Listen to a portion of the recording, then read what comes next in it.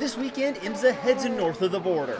Yes, it's time for Imsa's annual trip to Canadian Tire Motorsports Park for the Chevrolet Grand Prix. This year, the LMP2s will once again headline the field. But there's also a heated battle for the GTD Pro Championship, and a recent rule change...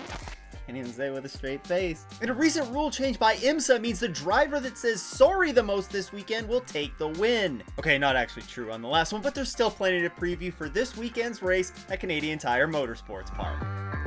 Mosport, yes, it's pronounced Mosport and not Mossport, has a long history behind it, dating back to 1958. Then the British Empire Motor Club selected the 450-acre piece of land to build a racetrack. The name Mosport, a contraction of motor and sport, was coined and applied to the facility. Now, Mosport can very frequently be mistaken as Mossport, and the reason for this is because arguably the track's most iconic corner, Moss Corner, is named after Sterling Moss. This is also a corner that if you find yourself at the racetrack is incredible to watch the racing from. Now, while Alan Bunting was designing this track, Sterling Moss got a look at the initial designs. He really liked them, but he did recommend that the single radius carousel hairpin at the south end of the track be changed to a 90-degree right-hander, followed directly after by another right-hander leading onto the back straight. The two turns, which are known as 5A and 5B, have since become known as Moss Corner. By May of 1961, the 3.957 kilometer or 2.459 mile 10-turn track was ready for racing, and it's seen no major configuration changes since it was built. And since opening, it's hosted just about every major form of motorsports that you can imagine in North America. From IndyCar to Formula One, Can-Am, motorcycle racing, NASCAR, just about everything has raced at this track. Imsa made its debut at the track in 1982, and since then it's been regularly named as many drivers' favorite track on the schedule. In 2012, the track was renamed to its current official name of Canadian Tire Motorsport Park, or CTMP, but many people still refer to the track as Mosport. Now, Mosport is a very high-speed and flowing track, and the LMP2 cars are going to range from around the 1 minute and 6 second lap times down about to the 1 minute and 16 second lap times for the GTDs. As I said, the track is very high-speed and flowing, so it features a lot of high-speed corners, but also mixes in a couple of medium and low speed corners as well. Add in 170 feet of elevation change with those fast and flowing corners, and it makes this track resemble a little bit more of a roller coaster than the track map may initially lead you to believe. There are still some great passing opportunities around here, notably into Turn 3, otherwise known as Quebec Corner, Turn 5, which is Moss Corner, and then down the long Mario Andretti straightaway.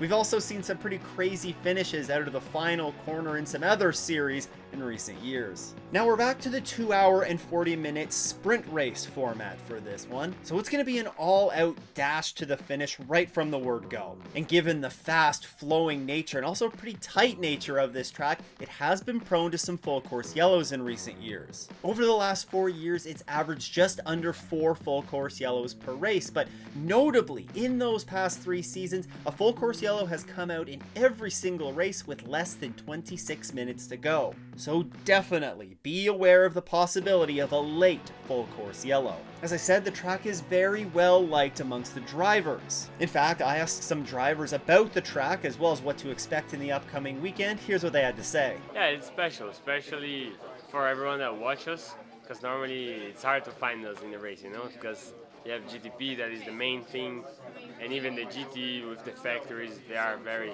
big. But it's special, also because you have the opportunity to win a race overall in such a big event like Imsa. So of course it's a special taste.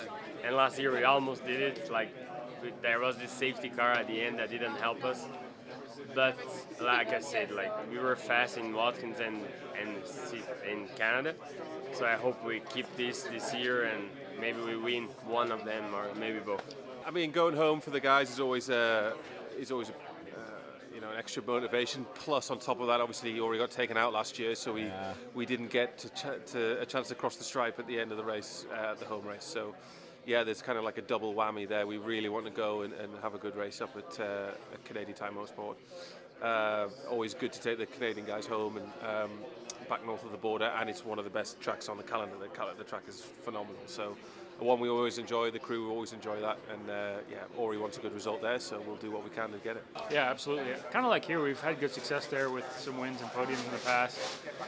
Our car loves like high-speed flowing corners, so we tend to struggle a little bit more on the really tight tracks, but a track like Watkins Glen, Moseport, VIR, Road Atlanta, those flowing fast corners are great for us, so looking forward to that. Always love driving there. It's one of the old school, crazy, insane tracks that they just don't build them like that anymore, so it's one of my favorites.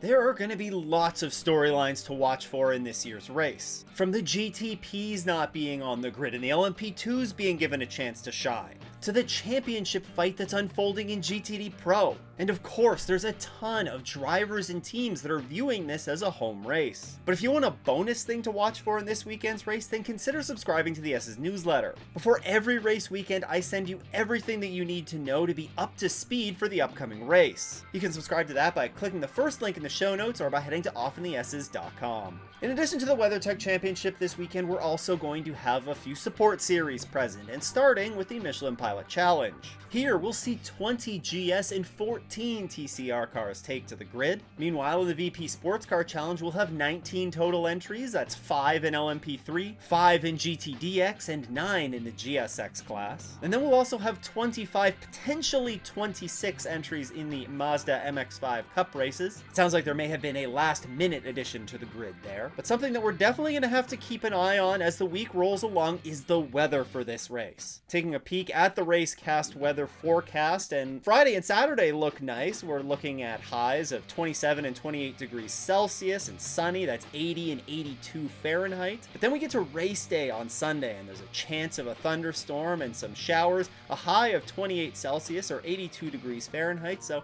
worth keeping an eye on as the weekend approaches. We also have some BOP to touch on, and the changes for this weekend, well, there's a few of them here. And on the weight side of things, our biggest gainers are going to be Lamborghini at a 20 kilogram weight increase, and the only other double-digit gainer is BMW with a 10 kilogram weight increase. On the flip side, Corvette's the only one that really loses any weight. They will be 9 kilograms lighter for this weekend.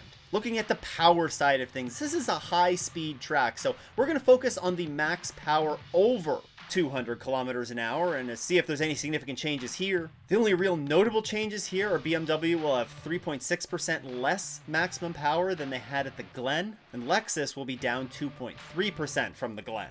Otherwise, the biggest increases are going to be Ferrari has an increase of 1% and Lamborghini has a 0.9% increase. There are also some notable changes in the maximum stint energy. I don't really think we need to dive too far into those though. At the end of the day, I think there's 3 manufacturers that may be affected by these changes. You see Aston Martin maybe gets a little bit worse with their slight increase in weight and a little bit of a reduction in power. You could also say the same for BMW. They're going to be up a little bit on weight and down on top end power specifically. And then there's Lamborghini. They do add some weight and they do shed quite a bit of lower end power. However, their max power is not really impacted all that much. So it might affect them a little bit, but overall, I don't think there's anything too crazy here.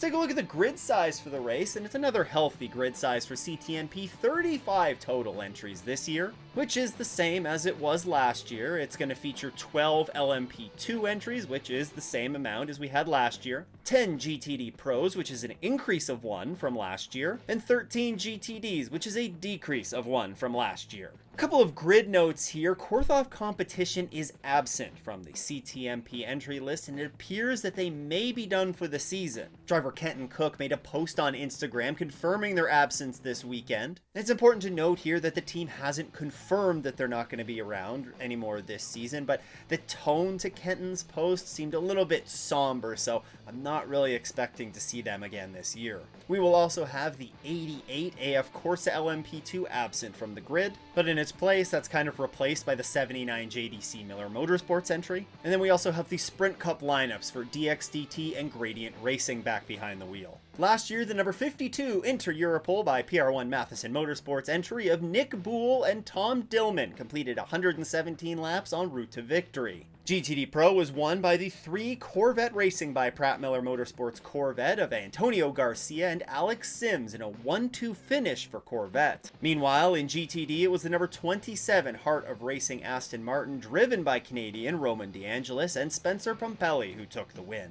Now, in order to find yourself in victory lane this weekend, there's a few things that the drivers and teams are going to have to be mindful of, and the number one thing I think is minding the traffic. There's going to be 35 cars around this 3.9 kilometer, 2.5 mile course, so traffic is going to be a big factor in this race. With the fast and flowing nature of CTMP, it's going to be important to be patient while you're navigating traffic, but you also really have to take advantage of the traffic when an opportunity arises. If you can balance that risk and reward, then you're going to find yourself in the running at the end of this race. You also have to keep the car in one piece, and this might be an obvious one for every single race, but especially around CTMP, it's a very fast and flowing track, very narrow. I just mentioned the traffic. I mean, this track with one wrong move can end a race in an instant. You got to make sure you keep the car on track and don't dip off into the grass. And keep the argy-bargy to a minimum. You need to keep your car in good shape to be able to attack at the end of this race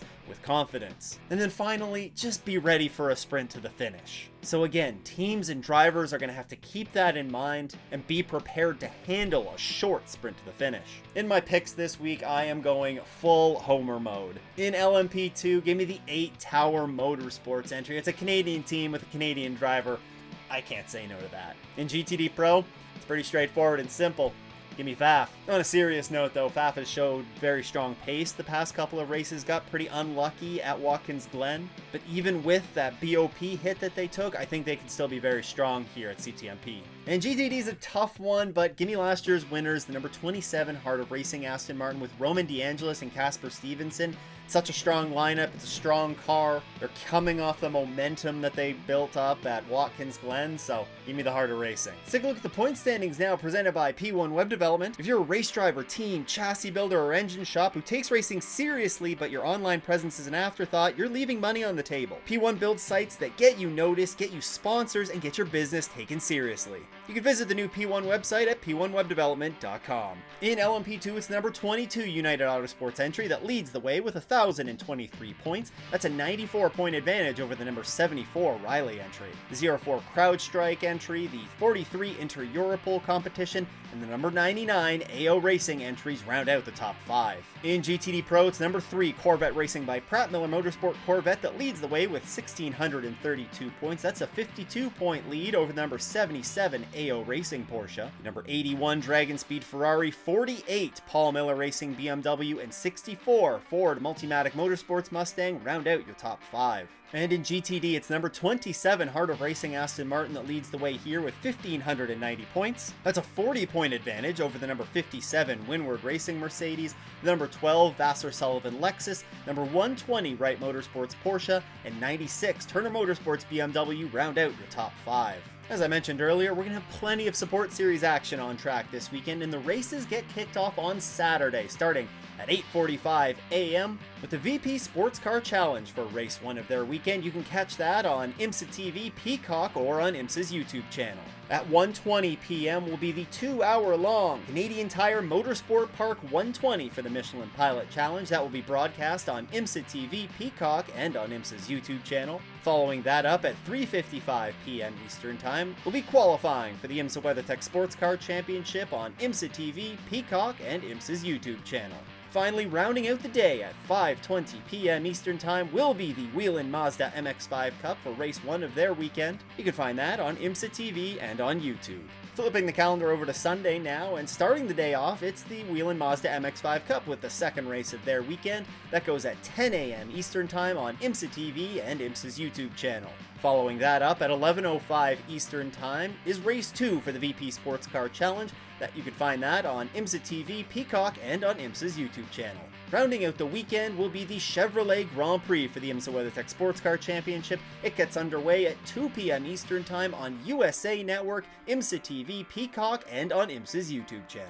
Now, I'm not planning any sort of formal meetup this weekend, but I will be kicking around the track, so if you're at the track and you see me, don't hesitate to say hi. Otherwise, continue your race weekend prep and go check out these 5 storylines that you need to follow this weekend at CTMP. Huge shout out to all of the channel supporters. If you too want to support the show, you can head to patreon.com/offinthes or click that join button below. Once again though, thanks for tuning in. I hope everyone has a great race weekend and doesn't go off in the S's.